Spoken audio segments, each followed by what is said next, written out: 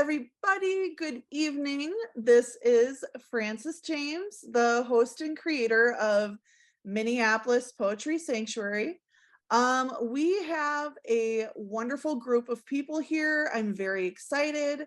So thank you for joining us.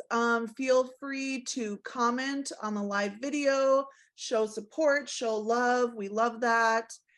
And yeah, so this is the first open mic of 2023. So yeah, I hope everyone is coming into this year just ready to freaking have a great year, right? Because I don't know, it's hard out there, so we gotta we gotta try. So thank you for being a part of this community and just supporting us all. I love you guys so much. Like, honestly, this gives me a lot of good things to look forward to. So we are just gonna jump in. George Colburn, welcome. Happy to see you, my friend. Thank you. Let me start by saying I've got 4 books out. One of them is out of print. The other 3 are available on Amazon.com. A Punctuated Echo, Milking the Dragon, and An Undeclared War. And if you'd like to see any of them, there's details on Amazon for those. I also have been published in quite a few anthologies, and I'm one of the admins for Bird's Nest Poetry Open Mic Series, which has a Zoom meeting the last Sunday of every month. And there'll be one this month on January 29th. So I hope you can join us or join our Facebook page, Bird's Nest Poetry on Facebook, and all the details will be there. I've got 4 pieces I'd like to read this evening. The first one is called When Young, I Was Old. From a delicate age, I hung around old people growing younger. They weren't obsequious or particularly condescending, just people with companionship on their mind and a tolerant disposition to children's questions. I asked too many, but also knew silence is a very large classroom.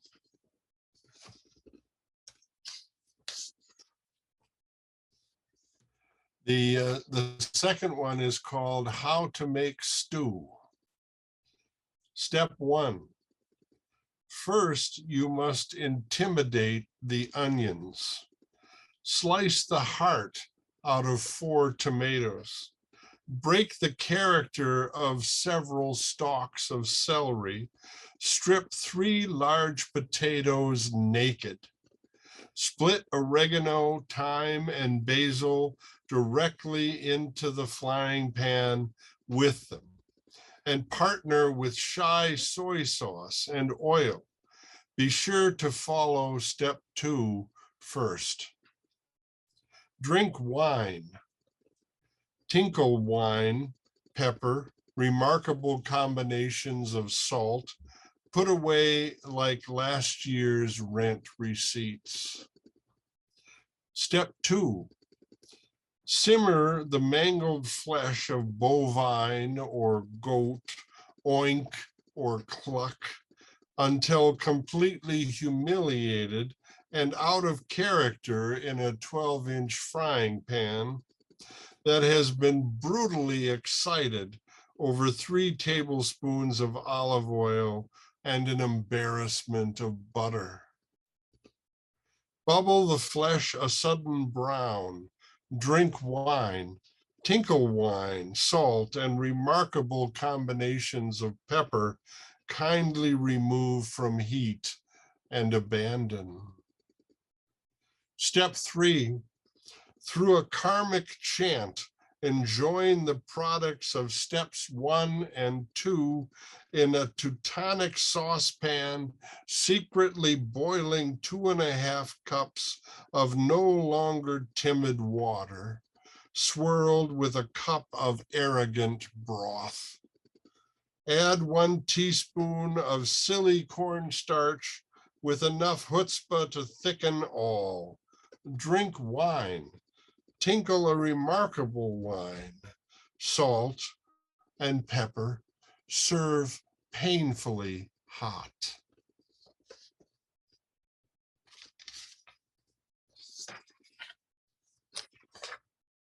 This third one is called She Said.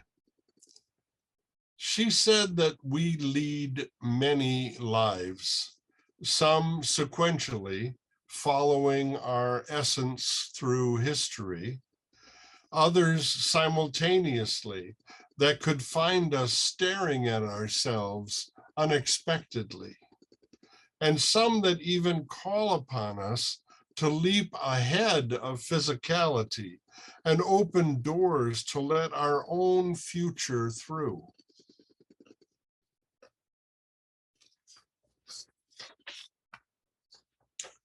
The last one is called Easter Sunday from the Choir Loft, where all the Catholic students sang, having been forced by the strict sisters of St. Joseph, no matter if your voice a suffering frog or proof that miracles come true. You had to stand and sing out praises, forced forward toward the altar and left to descend upon blessed mix of the congregation below. In between this holy cacophony and the bleating Latin only halfway understood, you could make out the stratification of assembled sinners.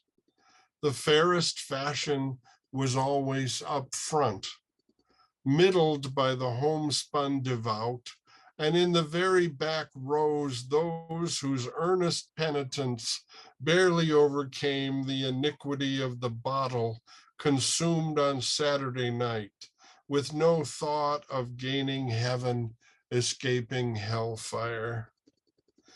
Tiny Sister Agnes, with one withered hand, would lift the pitch pipe to her lips, a signal for we children to exhale music.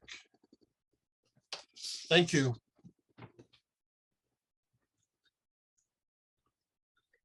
Thank you so much, George. Your poems always blow me away. I loved the line, "Silence is a very large classroom." Oof, yeah. And thank you also for bringing up Bird's Nest. Bird's Nest is awesome. I've attended it when I can. Totally, you should join. Okay, next up, we have Julie Huck. You are new here tonight, but Julie won 3rd place at the Minneapolis Poetry's first contest. So for Julie's poem on the last day of the year. So if you want to read that one, you can. Otherwise, I did post it on the page, so you can catch it there as well. But congratulations, and thank you so much for being here. Thank you. I almost want to change what I was going to read because I have a poem called The Atheist in the Choir.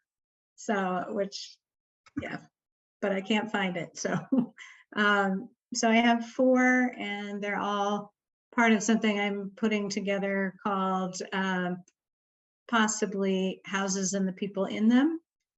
And during COVID, all the COVID-y stuff happened. Like I got divorced, I moved twice, my daughter went to California for college, I lost my mom, I changed jobs, lots of things happened. So these are about people in my house. The first 2 reference my son, the other 2 my daughter. And a trigger warning, the 3rd poem called Waiting for Daughters does mention mental health. So first one is homecoming. Death came, and afterwards, the death of the job, the situation, and the new job, and with the new job, the house, and with the house, the boy. In the house, they got reacquainted with what each other eats for breakfast. The boy, who is taller by far, with feet like canoes and a curled, furry upper lip. In the quiet of the day, she performs the job and waits for him to return from school. Perhaps it is not too late. Perhaps he is not too old for cookies. Baked in the spaces between meetings, in the space between the shelves and the stove and the boat calendar. I don't like the angel painting, he says. I want everything to match. We should have a cleaning schedule. This makes her happy. In the space of a year, from chaos to limbo to ordinary time, in time, he will ask someone to the dance, will not be the one mowing the lawn, will be in college on a coast. In no time at all, the earth will take him spinning and he'll sail to another spot. But for now, they'll sit on the steps, slurping soup, talking about life, the universe, and everything.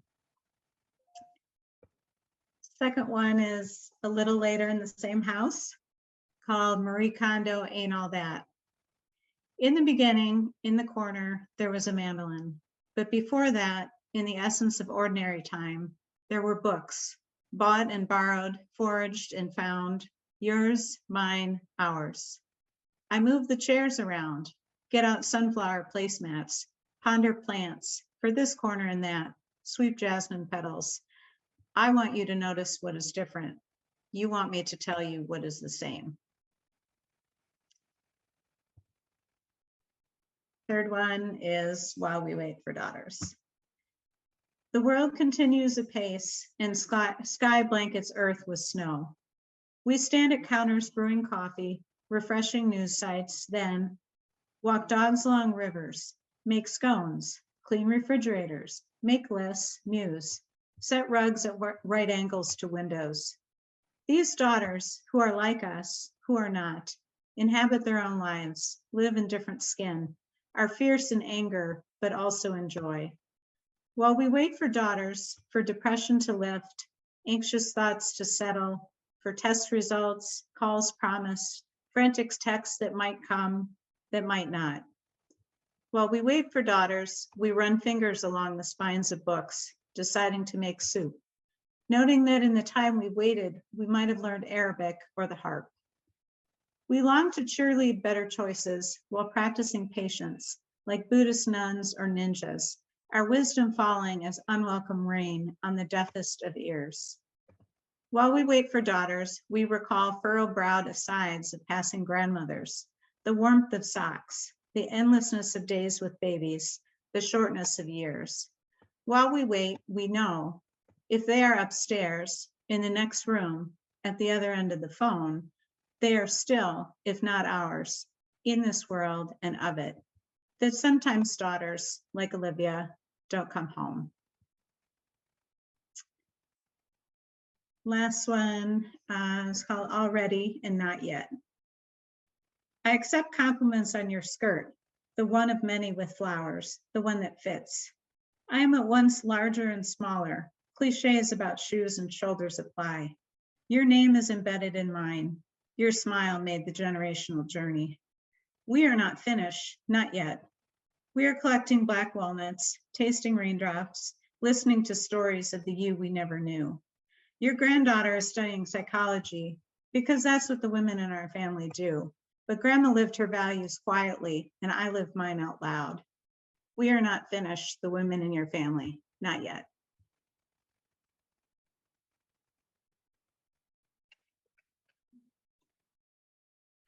Thank you so much, Julie, for being here and for your poems. Those were powerful, and there was a lot that stood out to me. I loved the line, daughters who are like us and are not. Is that what it said? Mm-hmm. Yeah, powerful. Okay. Yeah, let's see here. Okay, Bipolar Jamey, welcome. You are new here. Why don't you tell us where you're from and about you? We'd love to hear it.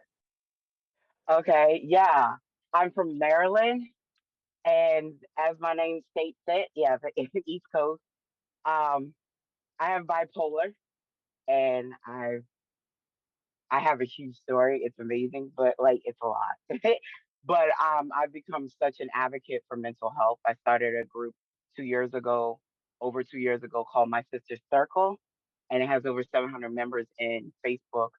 A lot of I have met a lot of connections through that. It's international, so it's a support group for women. I recently started another group called My Sister Circle, Sisters Helping Sisters, and I wanted to encourage people by like giving free gifts to other people and just encouraging and support. So that's basically like my whole thing. I have really a lot of passion for women, especially with trauma and children and all of that. So I I also want to plug that I do have a TikTok. I do dark poetry, and it's called Bipolar Jamey, and I do dark poetry in different what do you call it? Like those face things that you change your face in multiple. I forget what they call it. I'm so lame.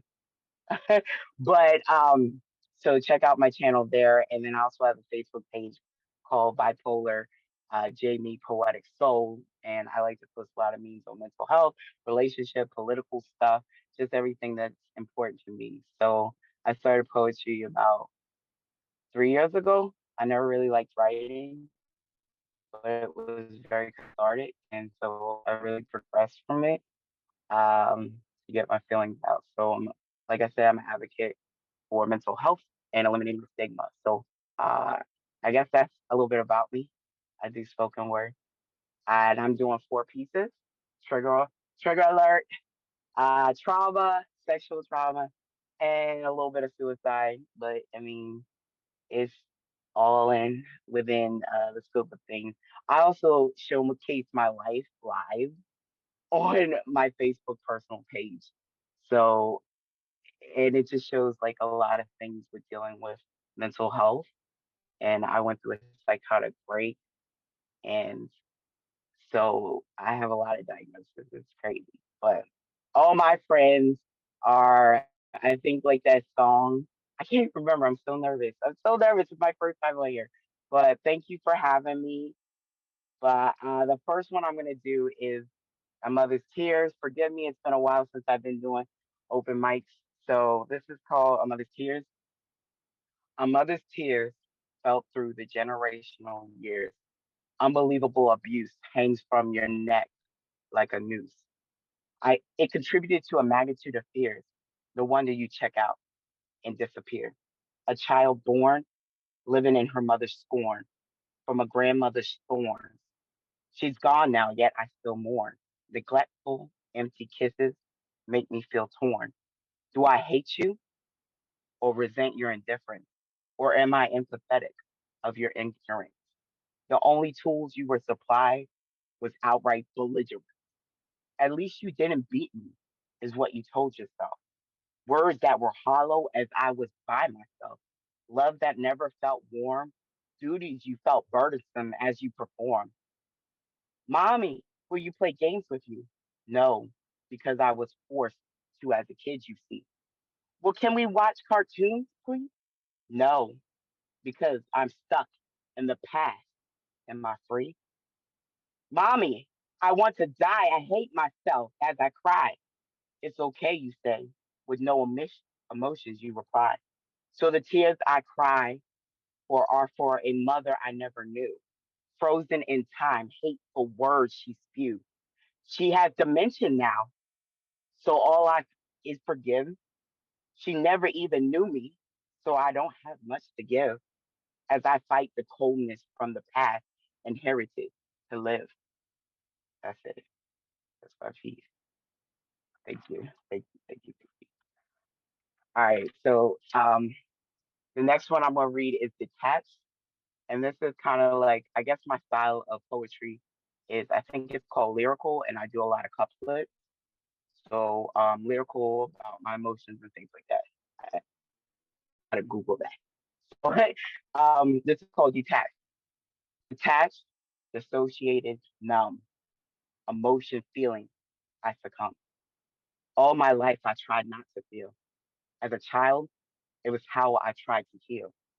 Watching other kids play pretend, not understanding the purpose. These games, I used pretend to not feel the pain. Did it work? No, I wouldn't have went insane. Most of my life, I felt numb, feelings at a distance. Past tense is still present in my presence. For the most part, I'm here. But what was learned as a child has not disappeared. I feel it all or nothing at all. Fake, awkward smiles, moments in time I cannot reconcile, emotions floating overhead at a distance, like clouds and shapes, they float away inconsistent. Were they even there to begin? I suppose not. If they were, didn't not exist within. So I feel nothing until I do. Then it's excruciating too. I flick a switch and off it goes because it's just too sensitive to be exposed. So that's detached. And thank you. My third piece is penance. Um, so it's just a life experience. Um, am I saving you or punishing me? Like the martyr I've become, you see, while suffering at my own hands. Here's a shirt off my back. That's always been the plan. While seeking healing and receiving penance, trying to fill this empty house with tenants. Selflessness, self sacrificing, being humble. Now I'm freezing without my shirt. My walls, they crumble. I've given too much away. All that is left is a leaky pipe. Shit, they even took that too, realizing that they decapitated. Given all I got to right the wrong of the past, yet I was never the villain in that cast. Now I sit here shirtless, feeling the hypothermia, poor knees, and back, maybe a hernia from carrying all the lost souls like a Ghostbuster mixed with Pokemon catch 'em goals. No one ever saved me. That's why I suffer now. Wishing nobody suffers alone, I vow. Yet I realize something. There has to be balance because inadvertently I've created this malice towards myself to erase to erase a childhood stolen by a phallus. That's it. And my last piece is okay. This is like a love piece because I get my heart broken. So this is hot and cold. The heart wants. Wait, I'm sorry. I have one more piece if I can. I don't know if I have, any, but the heart wants what the heart desires. Nobody but you can quench this fire. My mind says I'm over you. My feelings have expired. However, when I see you, I know my brain's a fucking liar. We battle our thoughts and ignore these feelings. I am in the dark of what your heart is concealing. Prodding questions, late night calls that are revealing. Hot and cold, I'm confused. Am I so unappealing? But that kiss that night told me something more. Remember when I asked you the next day? You felt it in your core. Then the cold sets in and quote the raven nevermore. As the coals cool and you want to be friends like before. I don't know what you want. I try to distance, hunting for something real with consistence. Your beauty and intelligence ever persistent. How can I even offer any resistance? Are we friends? Are we more? Your words and actions speak volumes like a musical score. Yet we owe it to ourselves to explore. Yet to stop ignoring this connection anymore. Put the past behind us. Like Jay-Z said, can I get an encore? And last and final piece, if you can relate, I wrote this about a friend and she kind of reminded me, but this is called Invisible Girl.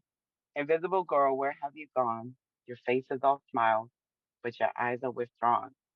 Talking with many words, but nothing is said. Feelings never expressed, wishing you were dead. No one to care about, and nobody cares. Moving through life with no connections, but many affairs. Leaving one life behind when people catch on as you become transparent. Your deceit is a con. Invisible girl, when will you appear, hiding in plain sight while nobody can hear? Are you even happy? That is never clear. Suicide thoughts plague you as your words are so insincere, wishing to be loved because then you exist, like Tinkerbell clapping as you slit your wrist. However, the only way you learn to survive, like a cat with many lives, is to search for love that will never last because of undealt trauma from your past. Invisible girl, I finally get a glimpse at last, but poof, you're gone. Damn, that was fast. And I'm done. Whoa. Jamie, that was beautiful. That poem song was beautiful. Whoa. Appreciate it. Mm-hmm.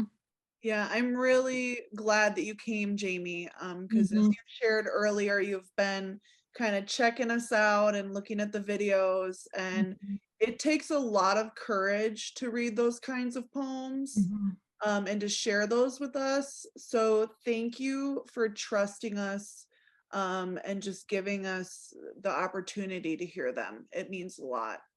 And I also want to say, Jamie, I was very impressed by how universal those emotions are.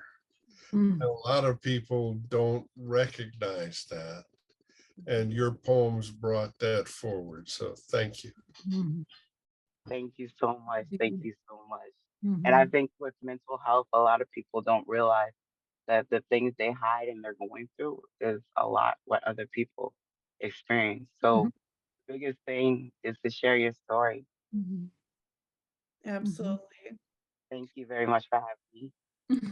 And Jamie, I just encourage you and everyone else too, please post the links and pages and books that you're talking about in the comments as well. Not the comments like on this Zoom because they won't transfer, but after the video, you can comment on the live on Facebook so that we can remember and be able to check back on those things. So thank you again, Jamie. Would love to have you again, as well as everyone here. And let's see here. Okay, up next, we have Liz Minette.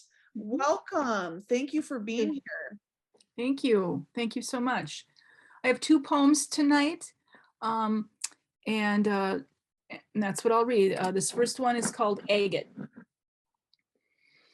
Agate is a glacier scream, a cut that knows mastodons. She has a river face. She's horse-shaped with a genie in her pocket, a witch who carries roses. And the second poem is called Agates.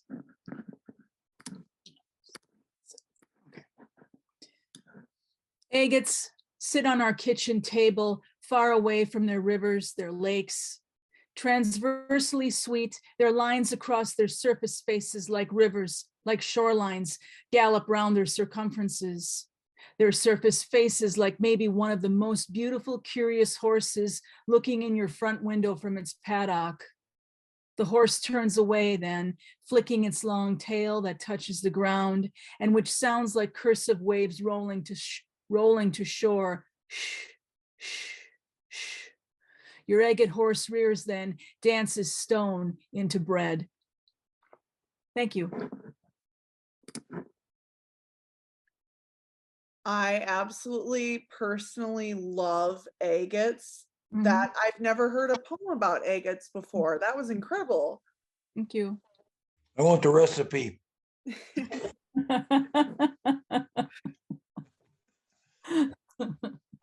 Okay. Okay.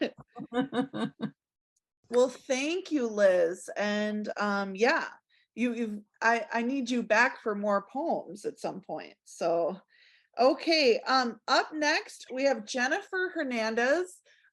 Jennifer actually won first place for the Minneapolis Poetry Sanctuary Contest. For her poem, The Art of Losing Isn't Hard to Master. So you can check that out on the Facebook page, and it's a really incredible poem, so I recommend it. Welcome, Jennifer. Tell us about yourself. Thank you so much, Francis. Um, well, I am in my day job a teacher of immigrant youth. I work with middle school students. So that tells you, I guess, something about me right there. Um, and and I'm, a writer by vocation, I guess. And I write poetry, I write flash and creative nonfiction. But poetry is my favorite. And really thank you for this opportunity. Again, I've been following the Facebook page and really glad that you invited me to join tonight. This has been great listening to everyone's work. It's always, honestly, with poetry, especially, all writing, but poetry especially, I just feel like this part of it, the interchange, right? Poetry is meant to be read out loud. And so the interchange and be able to hear other people's work is so valuable. So I'm gonna, so to mention like our groups, right? So I should do this really quickly. I am a member of the League of Minnesota Poets, specifically the Mississippi Valley Poets and Writers, which is the local group for the Twin Cities. I've been published in a bunch of online journals and anthologies and can't quite seem to get it together to write a chapbook, although that's a goal. I've got enough for a full length collection or more. So it's a goal. I'm a teacher. So I always say in the summer, I'll do it in the summer. And my poetry can also be found at the Richfield Park Poetry Walk and Mankato Park and Ride, or not Park and Ride, Poetry Walk and Ride. That's what it's called. And the last reading I did was an in-person reading in April at Poets and Pints, which is put on by Cracked Walnut, a chapter of the League of Minnesota Poets. So anyway, there's some of my affiliations. I'm going to go ahead and start with that poem. The art of losing isn't hard to master. Ironically, right? So when I saw the posting for, a poem that kind of represents 2022, and I was looking through my poems and I'm like, okay, this one's it. Ironically, I wrote it in February of 2020. Okay. And it was, I was, so right before the pandemic started, right? And I was in an online writing class put on through North Beach Writers, which is Luann Shepherd Mom is the person who taught the class, and she's one of the people like co-directors of North Beach Writers, and they put on some awesome online things. She's a retired teacher now, but she's kind of like a mentor for me because she was a high school English teacher and a poet like at the same time, and I found that very inspirational. And anyway, this was one of the first prompts for that particular poem. It was a short poems class, and she said, okay, here's the prompt. The art of losing isn't hard to master, which is the first line of the poem One Art by Elizabeth Bishop. And it was so interesting in the class to see all the different poems that came from that line. And here's mine. The art of losing isn't hard to master. Keys, phones, reading glasses, socks in the dryer, Tupperware lids, teeth, hair, dermal elasticity, cerebral plasticity, words in both English and Spanish, names. And I've always been good with names. My patience, most definitely my patience. At times, my sense of humor, my sense of peace, my religion. Thank you, REM, and my waistline, balance, hearing, eyesight, sleep, marbles, ever loving mind, mother, ability to suffer fools. Thanks. And I actually wrote that poem. My mother had been diagnosed with ovarian cancer on Christmas Eve of 2019. And so I was just starting to this was an act of anticipatory grieving. She actually passed away. Mom passed away actually on April 1st of 2022. So when I found this poem, I was like, okay, there we go. this is my poem that represents 2022. So, thank you for that prompt. And isn't it funny sometimes how we write things and we just write them and then later on we find them again in our files and I'm like, oh, that was the poem I needed today, right? So that's kind of how this one works for me. The second poem I have, okay.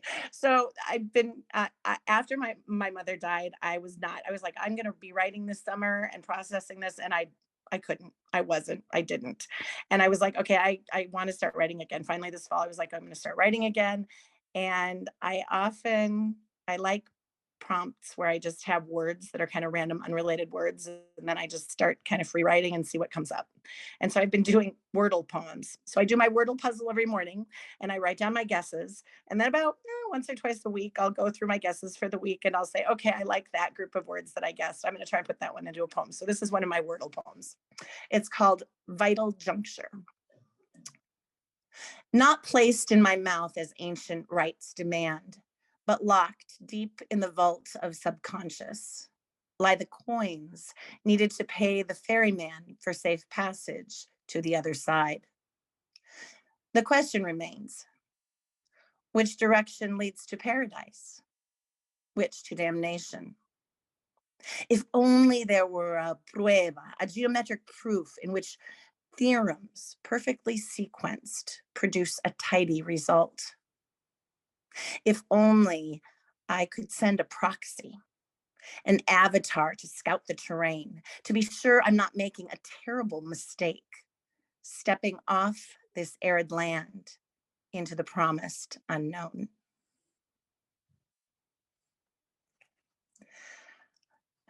I feel like it's interesting because as I'm writing these Wordle poems, I am finally writing about my mom because that's coming out sometimes, but I seem to be writing a lot of poetry about making decisions too.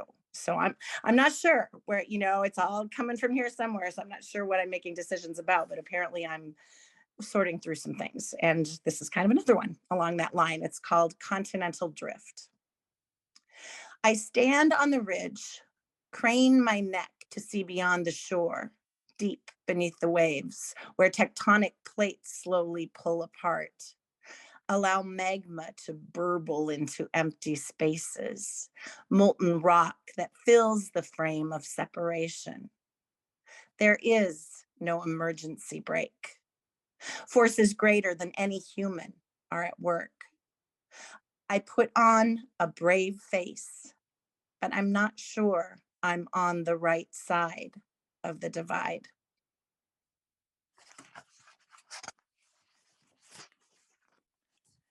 I've got two more. This one, okay, this is a poem from a long, long time ago.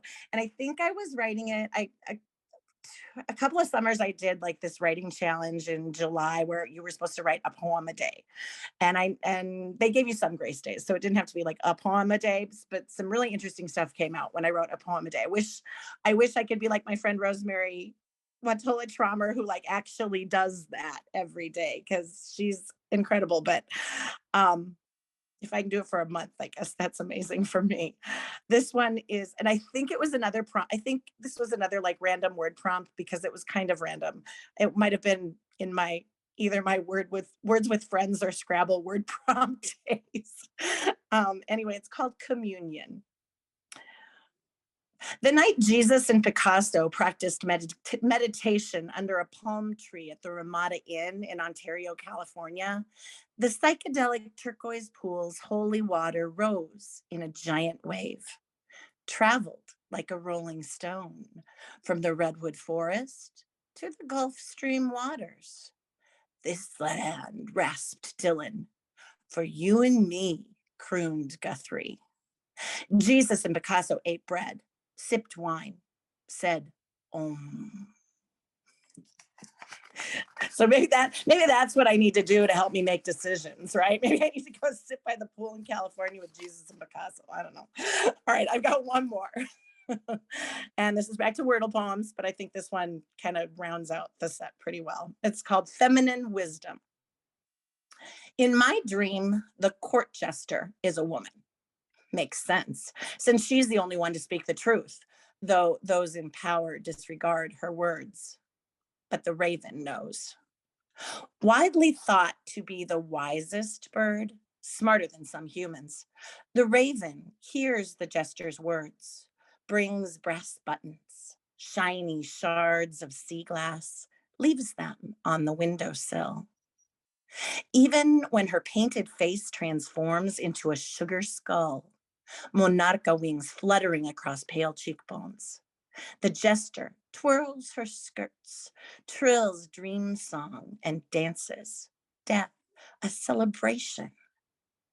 The raven, smart, but also opportunistic, deftly pecks at calcified crevices for any morsel that might remain. Life is not to be wasted. Thank you. Thank you so much, Jennifer. And thank you so much for reading the poem too that gave you first place. And I love the Wordle poem idea. Very cool. Love that. Thank you again. I love the juxtaposition of Jesus and Picasso. That's Thanks. I marvelous. don't even know where that came from, to be honest. That's absolutely wonderful. Thank you very much. So up next, we have Hardy Coleman. Hello, my friend Hardy. So glad you are here.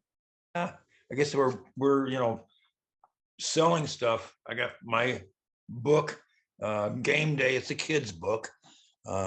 Amazon or bookshop.org or Eat My Words in Northeast Minneapolis has some copies. I think that Irreverent Bookworm Southside has some copies. Or you can go to any bookstore and say, hey, give me that book. Just Game Day by me. And it's a marvelous book. Yeah, and it's the kind you should read out loud, especially with kids, and you can learn, you can make up your own monsters after a while. It's great looking to make monsters. But anyway, I just wrote this sitting right here tonight. See what we got here. I only hear things slowly. If it's urgent, I'll probably be too late. And Ella Fitzgerald, when she was really cooking, all that scattery, hip swinging jazz made no sense at all. And it doesn't really have a title. It's just PD number or whatever, real big. That enchanted lush, Hafiz, proclaimed that beauty is something that even the most perceptive eye cannot perceive. Yet even now, with cataracts and bifocals, as I watch my wife breathing asleep, I see that I, fumbling towards her through the dark, am an even greater drunk. And this, I wrote this for Rich Broderick. I wrote it a while back. I just came across it thumbing through old stuff today. He's a friend and a fellow poet. He wrote a lot of stuff about Icarus. And this is just titled Icarus, You Nitwit. Where the air gets thin and your wings begin to burn, you might look down towards what was once the ground. And if you notice that earth and sky have shifted, that they've run together, and no, you'll never land. And your old man doesn't give a bird's turd, and the heavens turn to susurrus of feathers as angels crowd the moonlight and drink the tide and fill the clouds with tears. And if you see the years you've left behind, it's not as though the hands of time that held you as a child are growing any younger. You haven't learned a thing about flight, not when it comes to family, not when the light's so bright and the night so black, you could smoke the stars with that girl in the hayloft. Those very stars which mapped your voyage to ignorance and bliss. It's only this that keeps you singing as you fall. And this is another, I think this is about a year old. On those nights when my feet don't touch the ground and the air is so thick I'm swimming, those dark hours relished as a dolphin skimming the surface of the earth, when there's plenty of food, forgiveness, and love, when I need be nothing special, just myself, just a human dreaming that the universe fits as if I were born here. Okay. Okay. And these next couple, I lost a friend, a young guy, like 40 years old, but a dear friend about 6-7 weeks ago. Just too young. What if we are raindrops, nothing less, nothing more than that, on our way back to the ocean, on our way back home? And it's for Frank. And this is just titled Frank again. From here, across the river, everyone is small. All of them children, all of them you, the way you were, or so it seems from here. With that sneaky grin, you, with your joke still brewing, and when you finally sprung it, when I'd stepped into your trap like a bag of dog shit on fire, I laughed so hard my farts kept time, and you just grinned like that, you dipshit. And dude, I don't know how to miss you. Ain't no punchline cuts the cheese. Too many what ifs, and I've cried enough, at least for now. And I can't exactly smack you on your oh so wise Lakota head, you asshole. I'm tired. Got nobody riding shotgun, got no invitation to the jingle dance. But I'd love to find you there and cut the rug, but ain't my call. So come on, Frank, pull another prank and make me laugh again. How are we set for time? Yeah, give us another one, Hardy. Okay, I'll do one more. It's titled Still There When the Lights Are On. There's a darkness which resides in dreams. It never sleeps, just lurks in the closet beneath the bed, like an undercover agent, someone you thought you knew. That kid on the playing ground who says, there's something that you gotta see. And when you follow him down the alley behind the schoolyard, through the mist that crept in like Bela Lugosi, and he dared you to open that door, the one you'd never noticed before. And this is where the memories are stored. Why is it that only when we hide ourselves in sleep do the children who we might have been come out to play? Could it be there are misplaced twins who were tucked away, and what they had to say made the grown-ups groan, fidget, mutter white lies? Those drooling ninnies who, if could they speak, knew too much. If I had a flashlight which knew its way around the language of ghosts and other famished haints, I'd crawl beneath the covers with you and flick it on so that we could read of heroes and bad guys, and you and I, who are no longer caught between them. Yeah. Artie, that was wonderful. A line in the poem you read about the friend you lost, I don't know how to miss you. That's a universal feeling, I think, when you lose somebody. No, you're just not there, you know. Mhm. You hug the air, but it's just not the same. Mhm. You know. Yeah. Yeah. Thank you so much, Hardy. And you have such a unique style, and your personality comes out so much in your poems, and I absolutely adore that about you. Wow. So thank you. Thank you so much. Thank you. Yeah.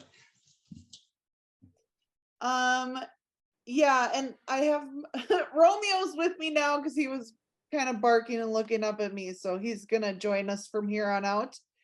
Okay, our Shanelle, welcome. Are you here? Greetings, everyone.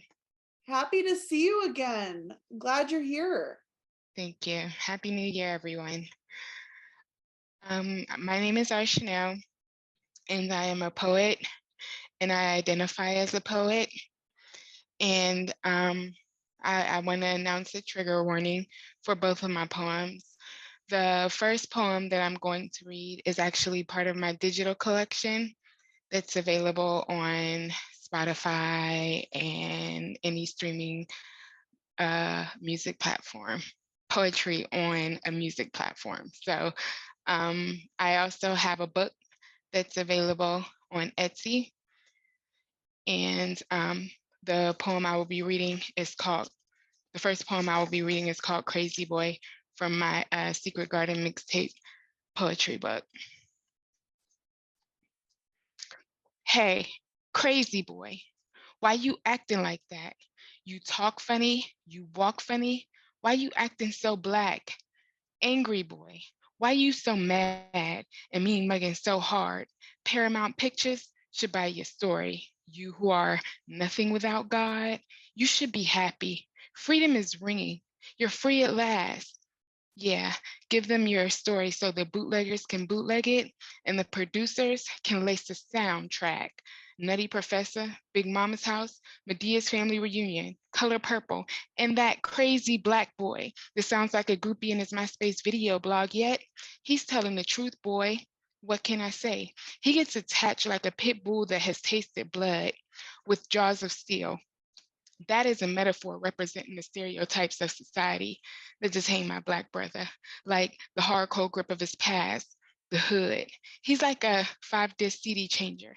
Be careful what button you push because you don't know what you're gonna get. Don't let him drown you, who he looks up to. He's going to drown in misery as a baby who can't swim. You call yourself a prophet, prophesy to his dry bones, that lay in the heat of life, smoldering and withering. Prophesy the breath of life. Hey, crazy boy, we're praying for you, yet we're getting joy at your expense, laughing hysterically on the inside. Don't you know, a wicked generation, that the 7 eyes of God sees your 70 times 7 evil spirits, yet you sit and paste your poison all over the sanctuary. Vengeance is the Lord's. How can you who are wicked speak something good? I look, evil lurks, but shows your face. When I would do good, evil is always present. With tainted love, he listens to the music, disregarding the testimony of the waterfall. He packs his bags and waits by the door singing. The white man in his white coat is coming to label me mentally unstable, a danger to others, a danger to myself. One slip of my faith as I fall on my face, but they don't have a heaven or a hell to put me in. They come to me, trying to make me believe something is wrong with me. Cunning, coy. They said the same thing to Jesus as he said, destroy this temple and I will raise it in 3 days. And look at him. Crazy boy. Thank you.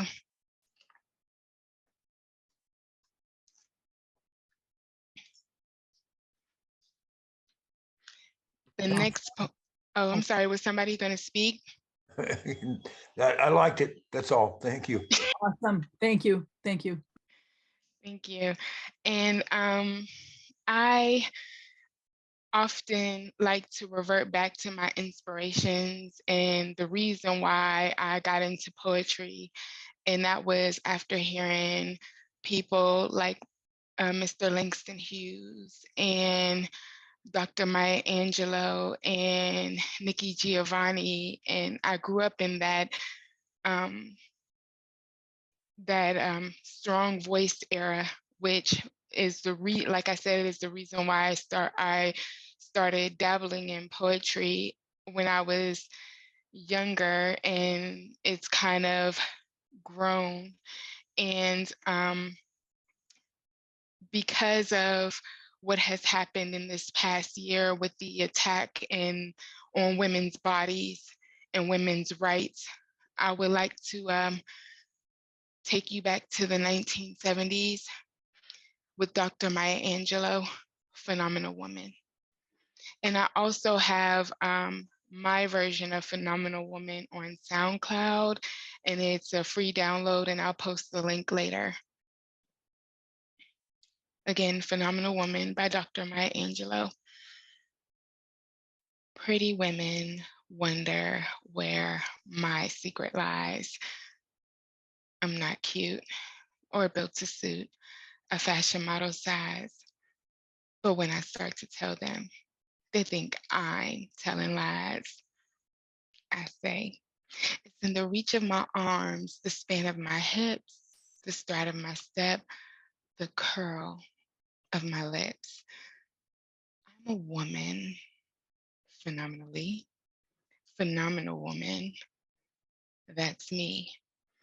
I walk into a room just as cool as you please. Into a man, the fellows stand or fall down on their knees. They swarm around me. I have of honeybees. I say, it's the fire in my eyes, the flash of my teeth, the swing in my waist, the joy in my feet. I'm a woman, phenomenally, phenomenal woman. That's me. Men themselves have wondered what they see in me. They try so much, but they can't touch my inner mystery. And when I try to show them, they say they still can't see. I say, it's in the arch of my back, the sun of my smile, the ride of my breast, the grace of my style. I'm a woman, phenomenally, phenomenal woman. That's me. Now you understand just why my head's not bowed. I don't shout or jump about or have to talk real loud. When you see me passing, it ought to make you proud. I say, it's in the click of my heels, the bend of my hair, the palm of my hand, the need for my care. 'Cause I'm a woman, phenomenally, phenomenal woman. That's me. Thank you. That was amazing. The delivery in that. Oh my gosh. So inspirational. Phenomenal. You we need you back to hear your version of it too, because now I need it. So, because okay, awesome. We have up Barry as well. Barry was able to come in last minute. So Barry MacDonald, welcome. Tell us about you. Well, I'm glad to be here and thank you, Francis, for hosting this. I find modern technology a maze, a labyrinth I get lost in, but I did find the right turning thanks to you, so I arrived. I hang out with the Bird's Nest poets and the Black Coffee poets, and I do readings around town. And let's see if I can get this. This is I may not be able to see it very well here on my phone. It's Everyday Mind 30. I've published 37 books, and this is number 30 in the series.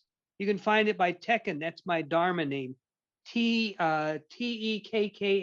Well, you won't see it very well there.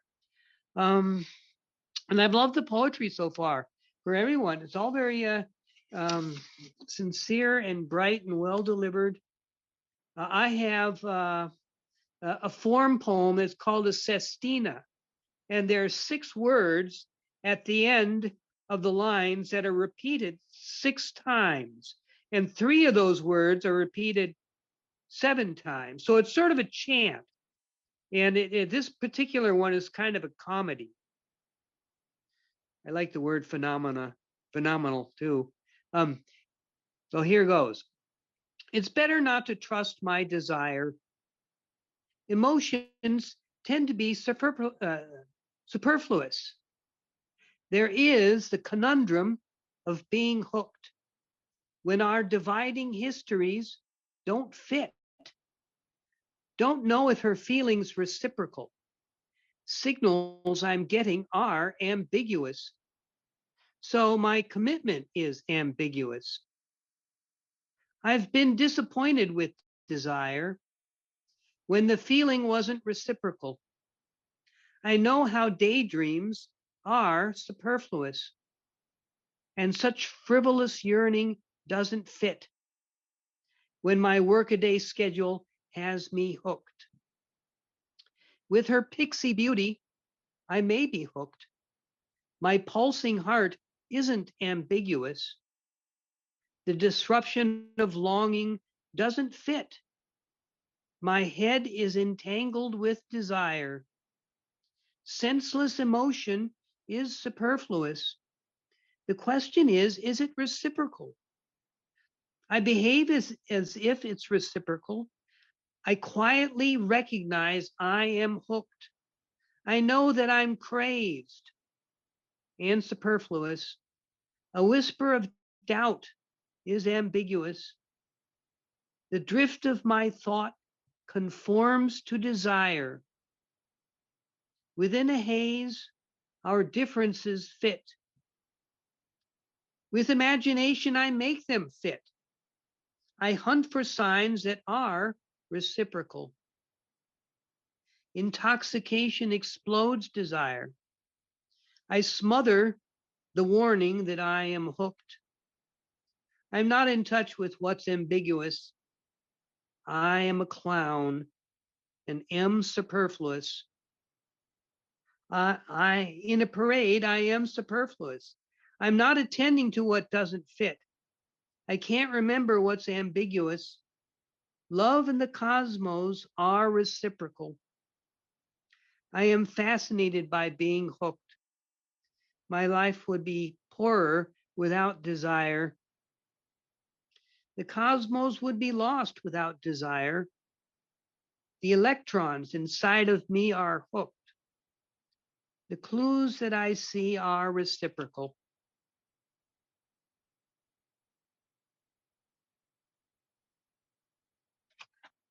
And I have one more poem, and it's called The Ode to Truth. You are an elusive, subtle beauty. I sincerely believe that I know you.